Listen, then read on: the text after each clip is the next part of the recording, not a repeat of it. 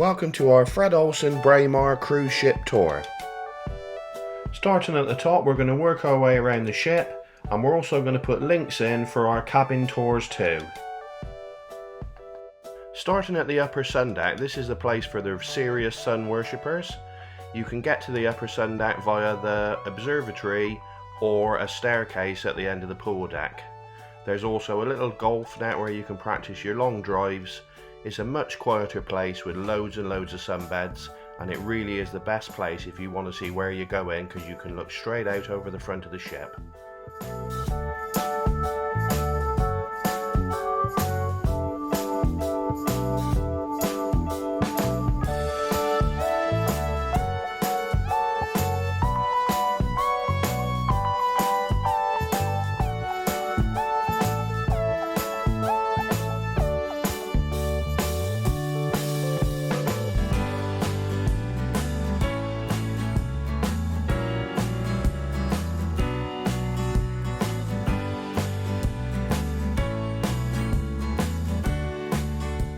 Down one flight of stairs and you find the pool deck, which was much bigger than we expected, with more than enough sunbeds to go around all of the passengers. Really comfortable thick padded mattresses on them too. We had 2 swimming pools, a paddling pool and 2 jacuzzis, and one was adult only too.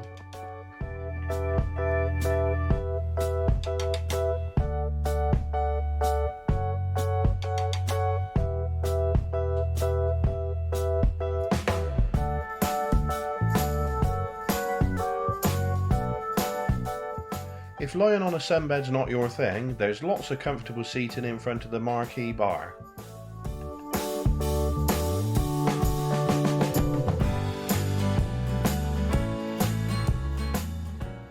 If you fancy a snack, the marquee bar also does a light lunch menu. You can choose from fish and chips, salad, burgers, and they even did a traditional plainman's lunch.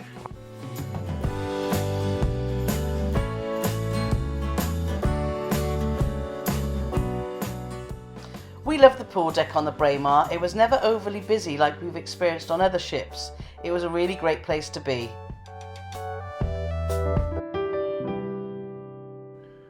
On to our favourite place on the ship, the observatory bar.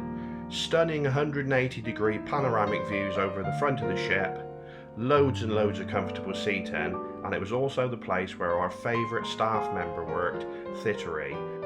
She really did look after us well and kept bringing us out lots and lots of lovely bar snacks. With Jason, the classical pianist, regularly performing throughout the day, this really was as close to a perfect lounge as we have found on any cruise ship. If you needed any more persuading, this is also the home of the classic Fred Olsen afternoon tea. With silver service waiting staff, this was a real treat.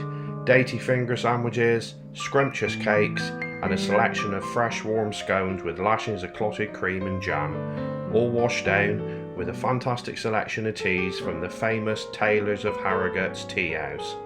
It does cost an additional £8.95 per person, but it's well worth it.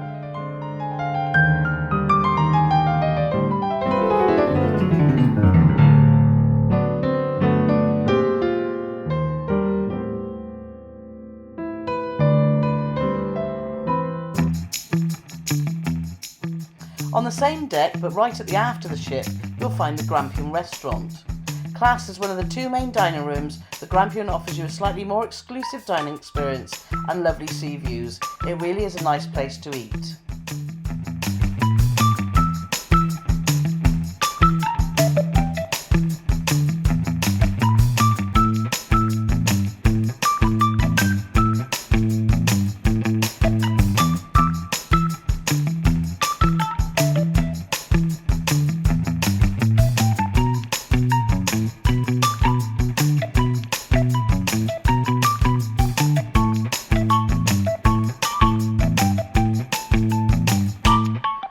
If this is your designated restaurant, you'll be allocated a table for your evening a la carte meal, but you can also take breakfast or lunch on an a la carte or self-service basis. But one tip we will give you is when you go into the restaurant, go as far around to the right as possible, as this is where the buffet is situated.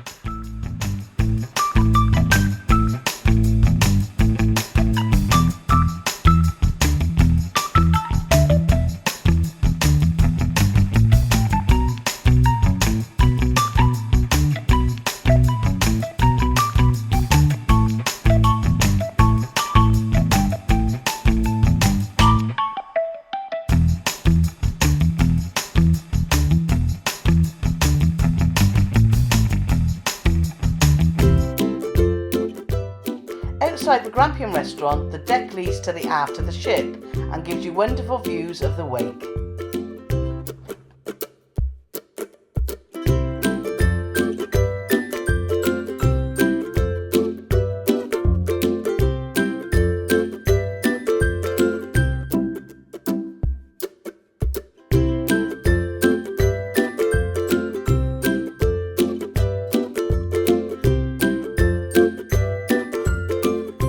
Set over 5 floors you'll find the atrium.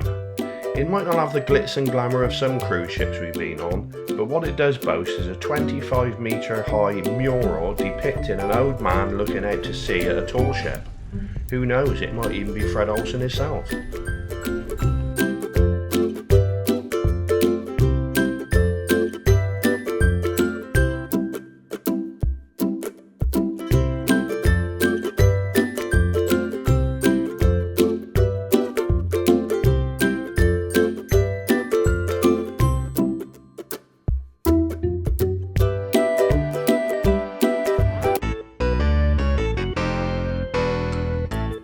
Moving down to deck 6, and this is where you'll find the Palms Cafe.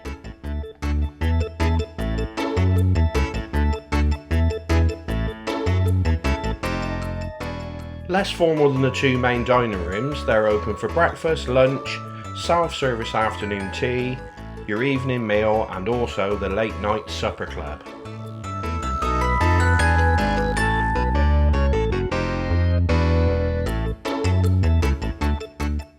There was always plenty of choice in the Palms Cafe. You could make your own nachos, there was a noodle bar, and you could even create a masterpiece like Carol did at the dessert station.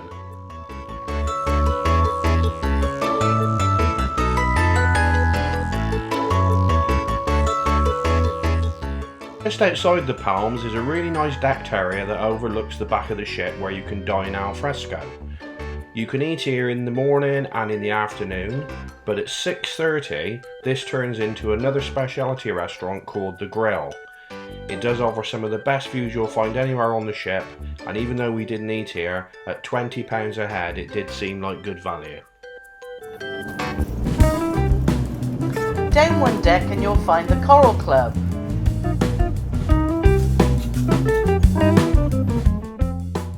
Set on 2 levels with plenty of comfortable seats, no stairs or steps between the levels, so it is very wheelchair friendly. This was the place for your quizzes, which I have to say were very hard, bingo and general talks during the day, and in the evening the house band Funky Blue belted out a wide array of top tunes taking you into the night. They also have 1 or 2 shows from the show team, and even director Nick put on an excellent show while we were there.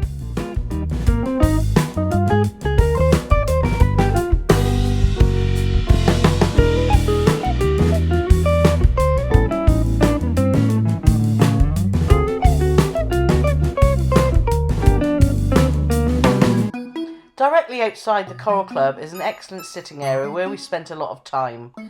Comfortable seating and shade when you needed it. It was really, really good. The Braemar has a full wraparound promenade deck which actually takes you to the bow of the ship, so I'm going to take you for a quick walk around now.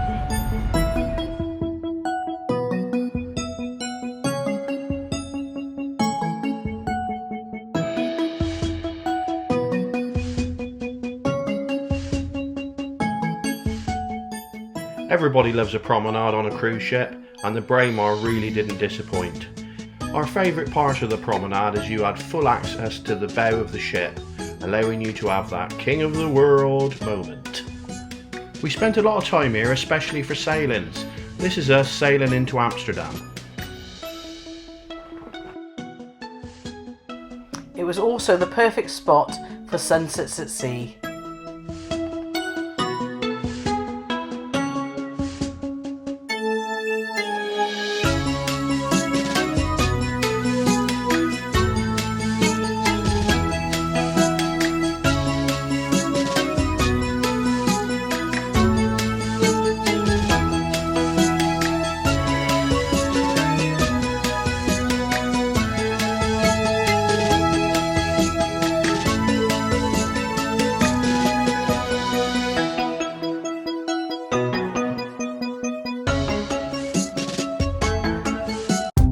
And here we are, back at the Coral Club where we started.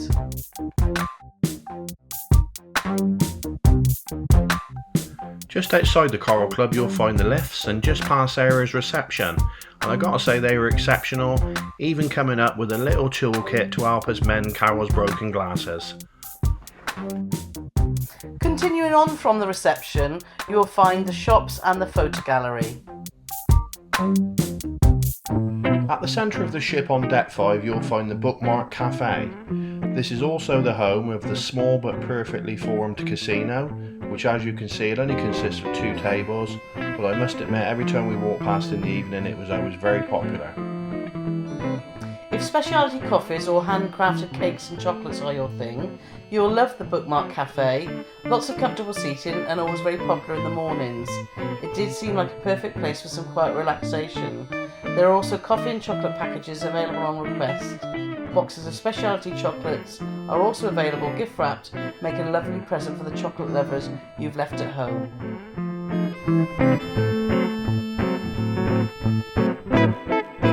Tucked away in the corner is the Fred Olsen Future Cruise Sales, where you can plan your next Fred Olsen cruise.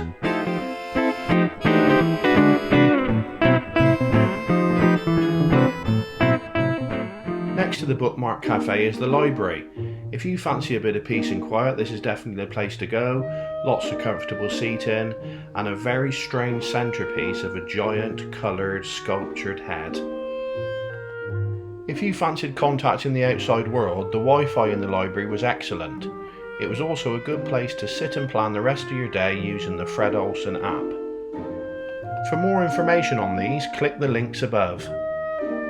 There were lots of board games and books on offer for you to read and play with. There was also an ingenious idea of a little letterbox where you posted your old books so they could be sanitised before being put on the shelves for other cruisers to use. So this is the Morning Light pub. There's nobody in here because it's very early, we've just docked in Amsterdam.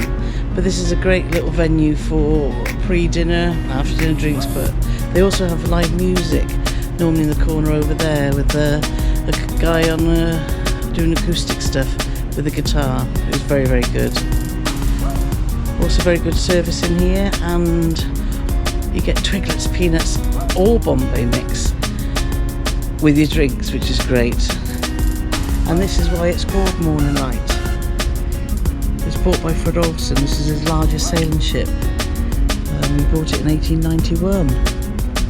But that's why the pub's called the Morning Light. But really comfortable seating, nice high back chairs, and plenty of it.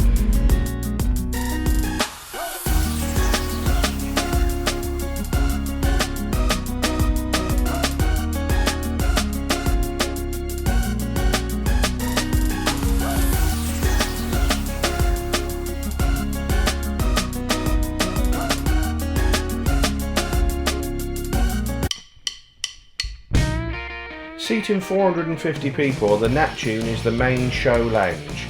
It's set over 3 levels which are joined together by a sloping walkway, which is excellent for people with mobility issues as there are no steps to negotiate. Before the main show every night, the Neptune hosts an evening dance date with music by the Braemar Orchestra. It's a little bit like a tea dance where they run through various dances, and if you haven't got a dance partner, they even provide that for you as well. There are 3 or 4 men and 1 lady who are happy to step in if you haven't got a partner, meaning no one has to miss out. We were treated to some fabulous shows from the Braemar Show Company, and one that we particularly enjoyed was about the band Queen. They also had guest artists in the Neptune Lounge. There was a magician, a comedian, and a really excellent show from Britain's Got Talent finalist Faith Tucker. So now we're going down to deck 4 for some more food at the Thistle restaurant.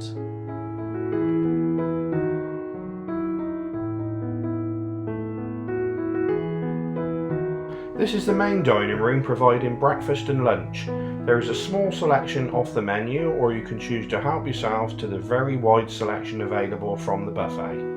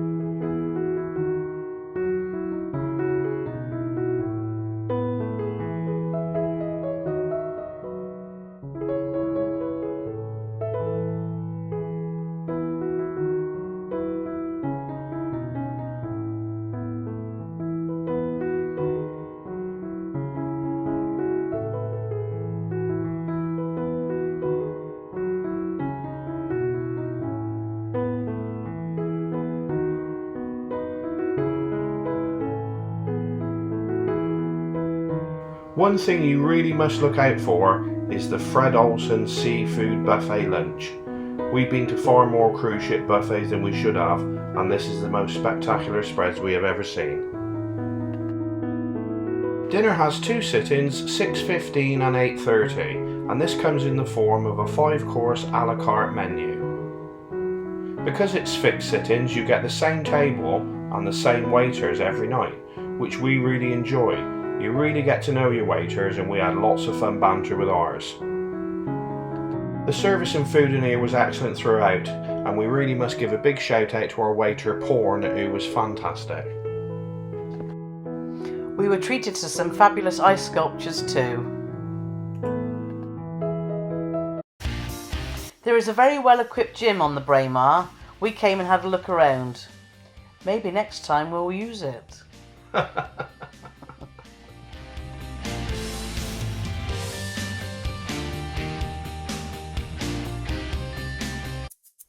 This was our first Fred Olsen cruise, but if our experience on the Braemar is anything to go by, it definitely will not be our last.